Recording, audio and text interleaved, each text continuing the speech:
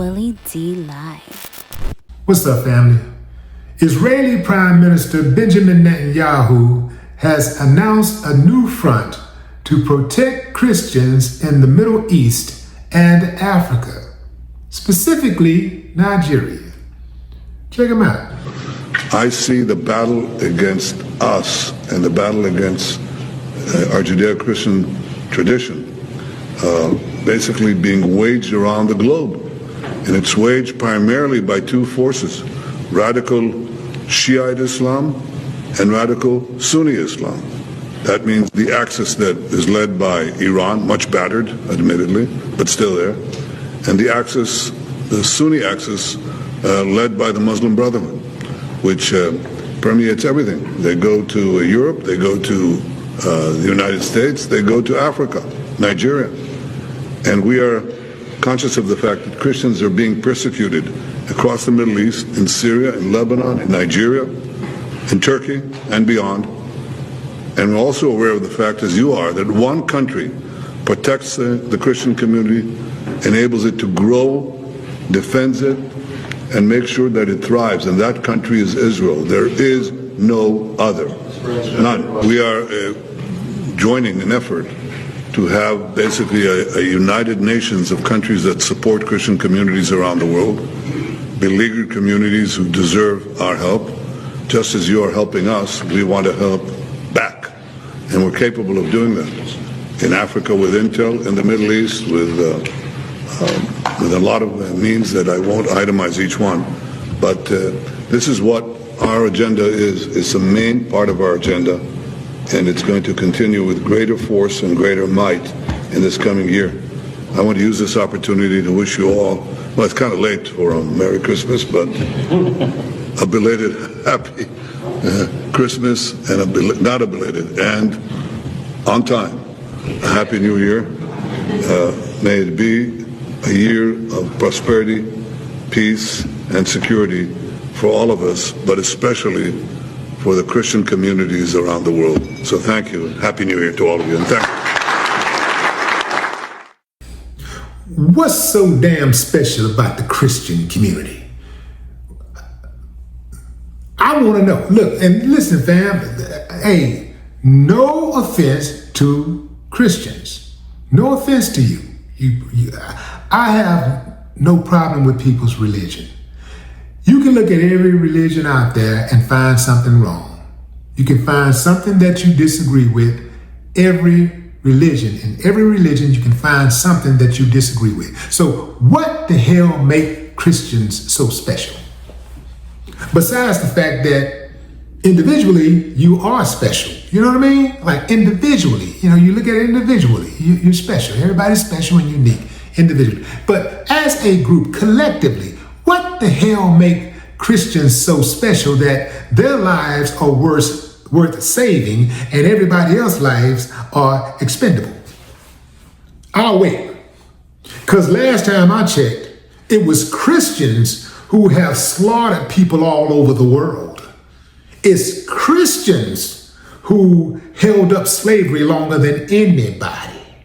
And it's still going on to this day. Yeah, you got some Muslims out there practicing slavery. Yeah. And those uncivilized mutts need to be brought to heel.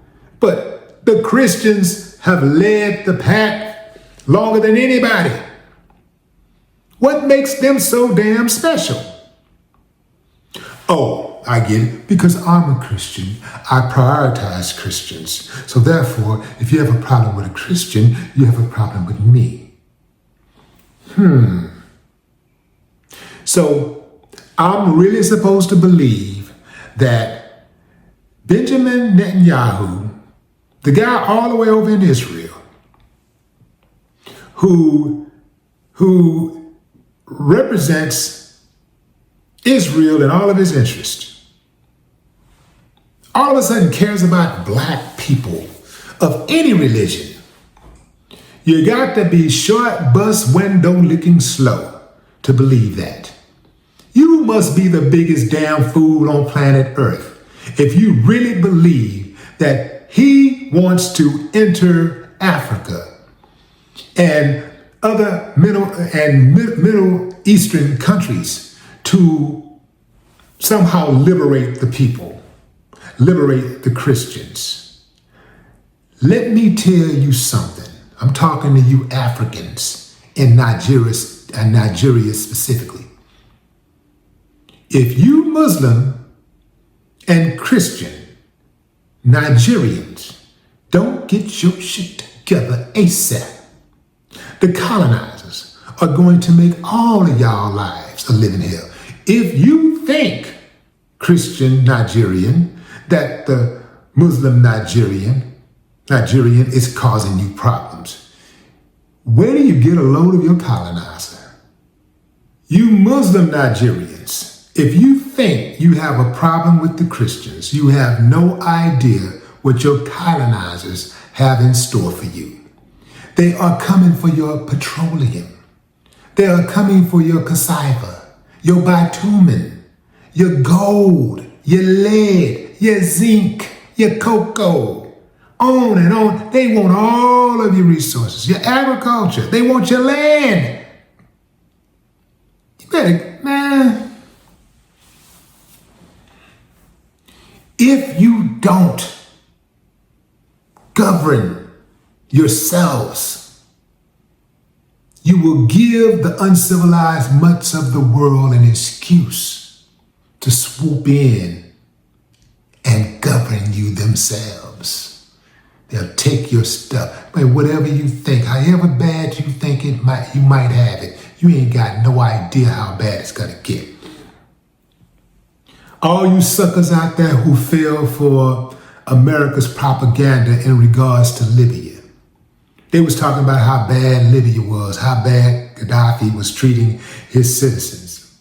When the citizens in Libya had free health care, they had free housing, they had food. If you had a specific skill set and you wanted to go to the next level with your education, they would pay for your education outside of Libya. You could go to another country and the government would pay for it. They had free education in their country. Libya wasn't perfect, but it was 1,000 times better than it is today. Let me remind you, there has never been a time in history that America has went into a country to so-called liberate it and left that country better off than it was before they invaded. And it ain't gonna be any different with Israel. They are one of the same. And let me tell you something else.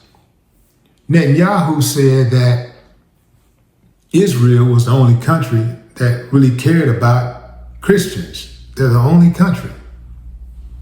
Well, that's going to be a problem because I'm sure the reporters are going to drill Trump on his claims of caring about the Nigerian Christians and going to do something about it. And Netanyahu just totally dismissed him. Like, man, we're the only country that care.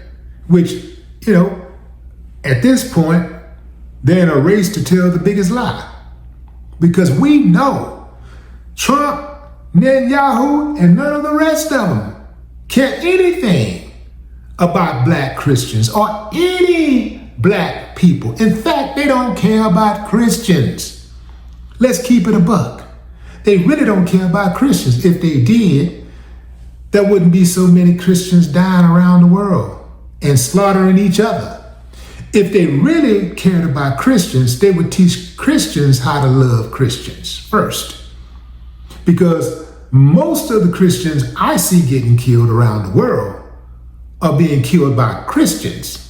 The West and its allies want us to believe that there's some type of religious war going on in Africa, in Nigeria specifically.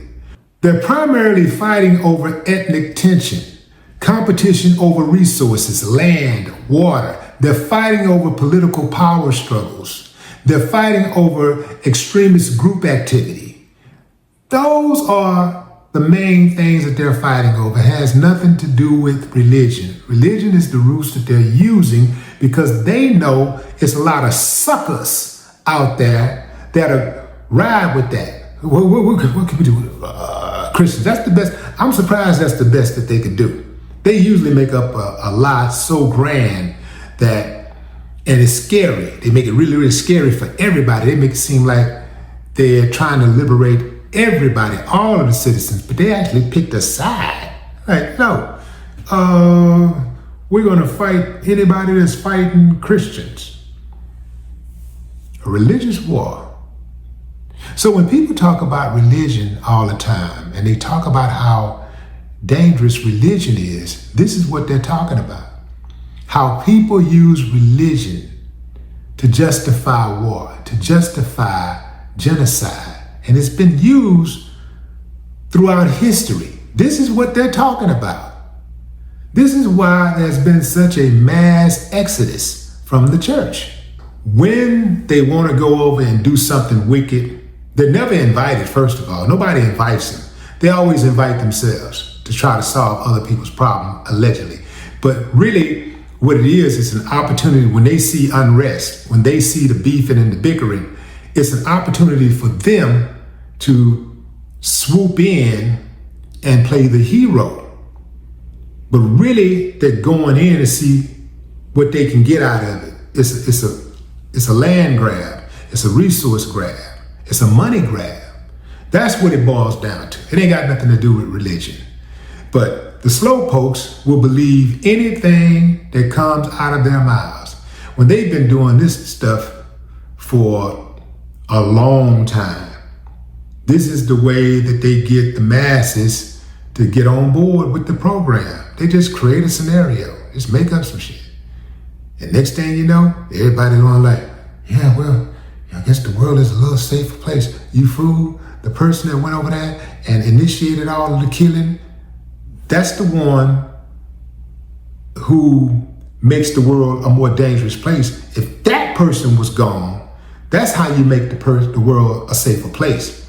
But they're able to get off the way that they get off because they're in the position of power. And y'all know how that go, fam.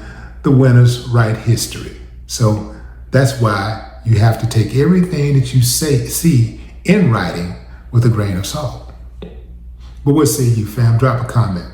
I'd love to hear your thoughts. No more talk.